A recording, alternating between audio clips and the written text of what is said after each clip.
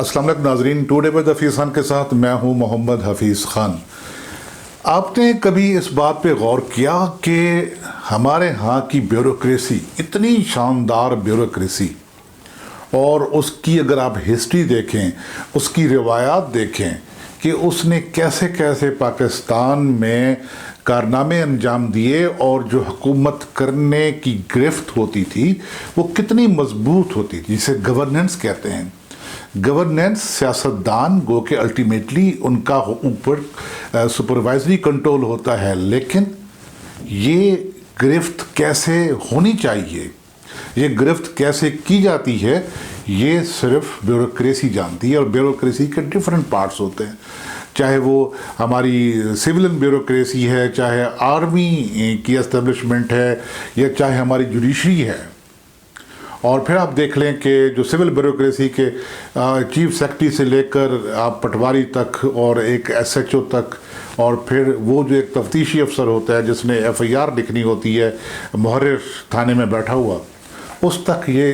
Bureaucracy कैसे काम करती थी और पाकिस्तान में ब्यूरोक्रेसी की इस गिरफ्त को कैसे तोड़ा गया, कैसे बर्बाद किया गया, और उसका नतीजा ये है कि जो हम आजकल अपने सामने देखते हैं।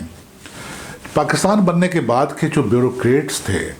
उसमें आपने देखा कि कई लोग हमारे यहाँ वज़ीर आज़म भी बने। उनमें अक्सरियत उन लोगों की थी जो कवायद व ज़वाबित पे चलते थे और वो किसी सूरत भी सियासतदानों को मनमानी नहीं करने देते थे, कोई गैर कानूनी हरकत नहीं करने देते थे। मजाल है कोई रिश्वत या चोर बाजारी या डाका जनी का कोई मामला हो, जैसे कि डाके अब हमारे यहाँ पड़ते हैं, जैसे कि दिहाड़ियाँ अब हमारे यहाँ लगती हैं, और जैसे जैसे ठेकेदार टाइप की जो मखलूक है वो हमारे माशरे में वो शुरू हुई, और अब वो जो साहूकार और ठेकेदार थे अब वो क्या क्या कुछ बन बैठे हैं, और फिर वो एक माफिया की उन्होंने शक्ल इख्तियार कर ली है। और ये सब ब्यूरोक्रेसी को बर्बाद कर देने की वजह से हुआ है। पाकिस्तान में सबसे पहले जिस हुक्मरान ने ब्यूरोक्रेसी को बर्बाद करने की बुनियाद रखी वो कोई और नहीं थे बल्कि मोहम्मद अयूब खान थे, जिन्होंने 10 साल तक पाकिस्तान पर बिला शिरकत गैर हुकूमत की। उन्होंने कायद आज़म की हमशीरा मोहतरमा फातिमा जिन्ना को भी इलेक्शन में हराया। उन्होंने बुनियादी जमहूरियतों के निज़ाम के ज़रिए अपनी हुकूमत को तूल दिया, और उन्होंने अपने दौरे हुकूमत में ऐसे चुने हुए 19 ब्यूरोक्रेट्स को वयक जुम्बिश कलम निकाल कर बाहर फेंका कि जो इंडियन सिविल सर्विस के तरबियत याफ्ता थे अंग्रेज़ों के दौर के, और जो पाकिस्तान की गवर्नेंस में रीढ़ की हड्डी समझे जाते थे। उसके बाद क्या दौर आया, जब उनके बाद एक और मार्शल लगा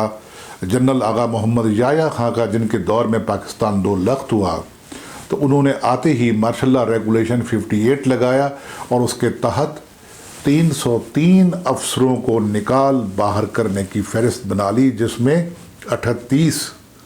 CSP ऑफिसर थे और जिनमें पुलिस के लोग भी थे, उसमें प्रोविंशियल सिविल सर्विस के भी लोग थे, और वो तजुर्बाकार मुलाजिम थे, नौकरशाही के ब्यूरोक्रेट्स थे, जिन्हें नौकरी से बाहर निकाल कर पाकिस्तान में दर हकीकत जिसे आप कहें कि मंजी ठोक दी गई, ब्यूरोक्रेसी की या गवर्नेंस की मंजी ठोक दी गई थी उस वक्त से। उसके बाद क्या हुआ, उसके बाद जब जुल्फ़िकार अली भुट्टो आए तो उन्होंने भी 1100 सिविल सर्विस के मुलाजमों को, जिसमें ब्यूरोक्रेसी के लोग थे सारे के सारे, चाहे वो प्रोविंशियल थे चाहे वो फेडरल थे, उनको भी निकाल बाहर किया। और उन पे एलिगेशन हमेशा क्या होते रहे, फिल्मजी, इनएफिशिएंसी, मिसकंडक्ट, जो उनकी रेपुटेशन है वो एक करप्ट ऑफिसर की है, जनरल और वेग किस्म के एलिगेशन लगाकर उन्हें नौकरियों से निकाला जाता रहा। और ये जो सिलसिला था, इसमें फिर एक और बात ये बनी थी कि अयूब खान ने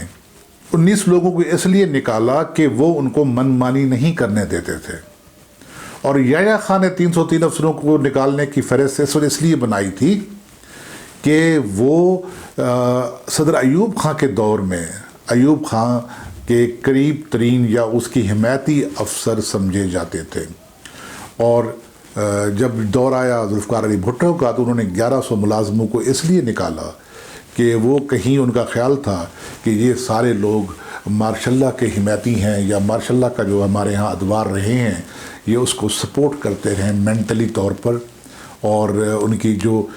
ذہنی اورینٹیشن تھی یا اپروچ تھی وہ ان کی فیور میں تھی، اور وہ جمہوریت کی راہ میں روڑے اٹکا رہے تھے۔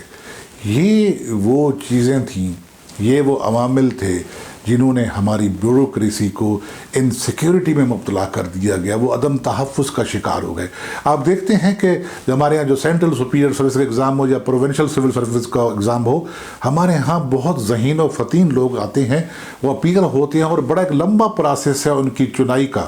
ان کو منتخب کرنے کا، اور پھر وہ جب اپنی سیٹوں پر بیٹھتے ہیں اور وہ پالیسیاں بناتے ہیں یا حکومت کی جو پالیسیوں کا اطلاق کرتے ہیں، اگر وہی اپنے مستقبل سے غیر محفوظ ہو جائیں، ایک خوف کا، ایک ڈر کا شکار ہو جائیں، تو وہ کیسے کر سکتے ہیں ان عوامل پر، ان قواعد و ضوابط پر اپنی گرفت، یا گورننس پر اپنی گرفت کس طریقے سے کر سکتے ہیں؟ اور پھر یہی ہوا کہ جو لوگ بچ رہے تھے انہوں نے ہر طریقے سے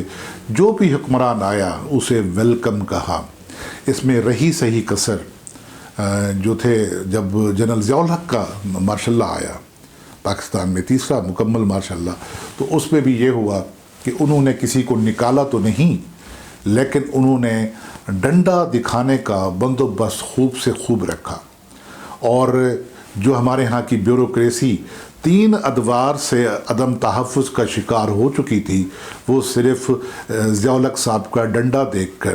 وہ ان سے خوفزدہ رہی، اور پھر وہ جو کچھ انہیں کہا جاتا رہا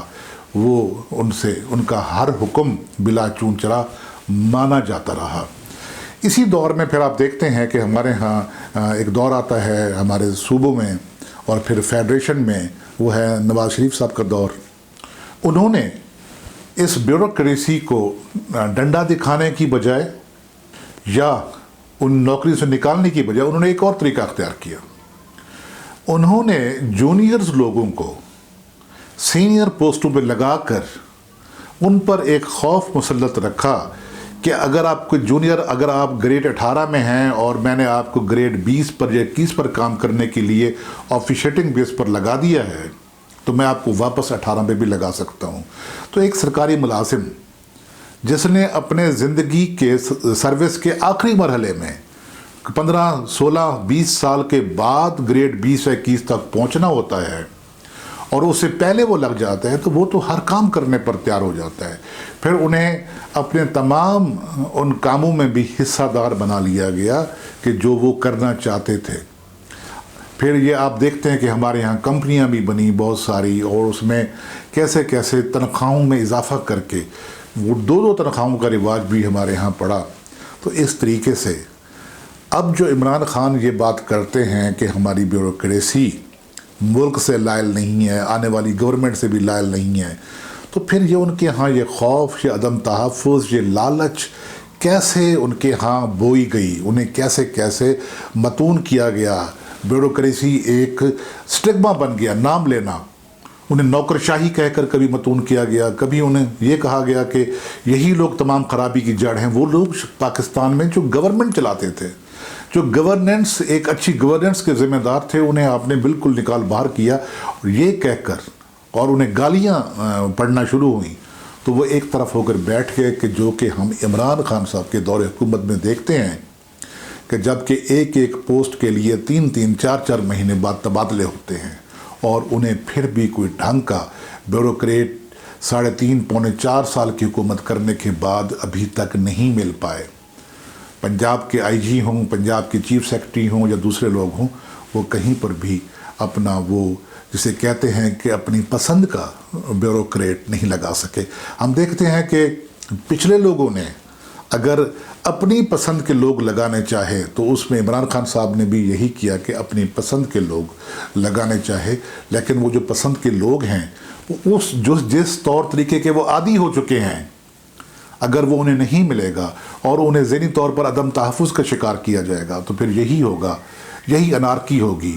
بیوروکریسی میں کہ جیسا کہ ہم اس وقت دیکھ رہے ہیں کہ پوسٹنگ پسند ناپسند پر ہوگی، پوسٹنگ کسی اور معیار پر ہوگی، تو پھر وہ جو لوگ دوسرے بیٹھے ہوئے ہیں وہ کام نہیں کریں گے۔